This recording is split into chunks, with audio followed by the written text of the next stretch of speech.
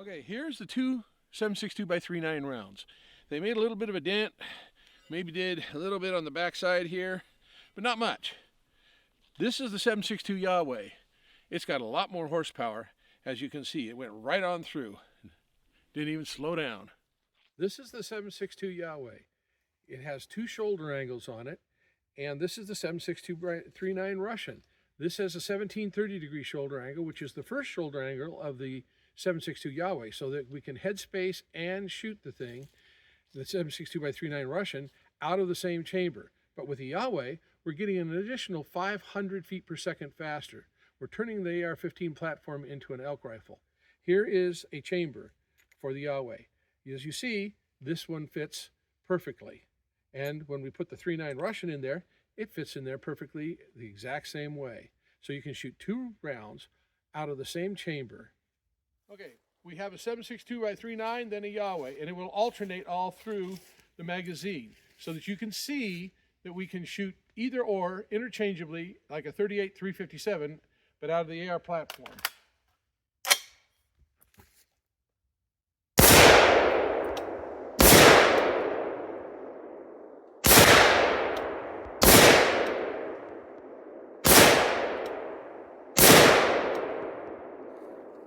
As you can see, there's a big difference between the two.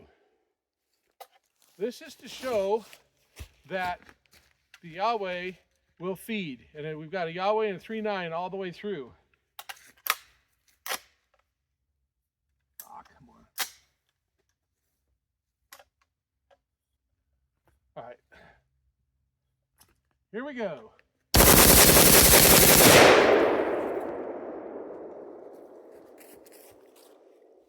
Okay, now let's get to the part that everybody wants to see in here, and that is the real-world capabilities of this cartridge.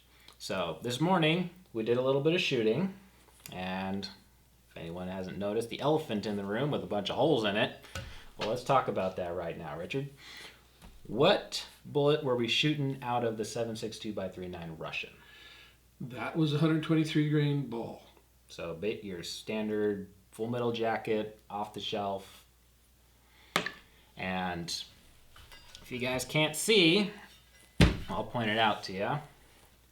It just barely dented this 3/8 steel plate at 100 yards. Now, and what were you shooting out of the 7.62 by 3.9 Yahweh? 147 grain ball. So same kind of bullet, just a little bit heavier, like this rifle is designed to shoot. And if you can't see, it went clear through this plate at 100 yards. Here's the video clip.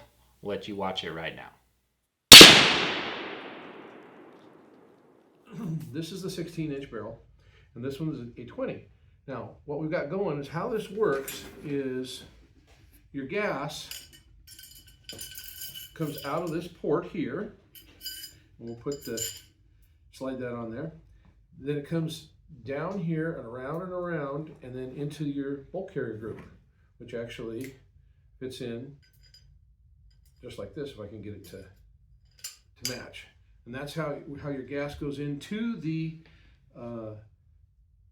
gas ports and the piston in here, and so that a straight gas tube doesn't give you enough time. We have to have enough pressure down here, the 16,000 pounds, but we have to have enough time for the Yahweh, so because there's such a drastic difference in the two pressures. So that's what makes it work. And here's the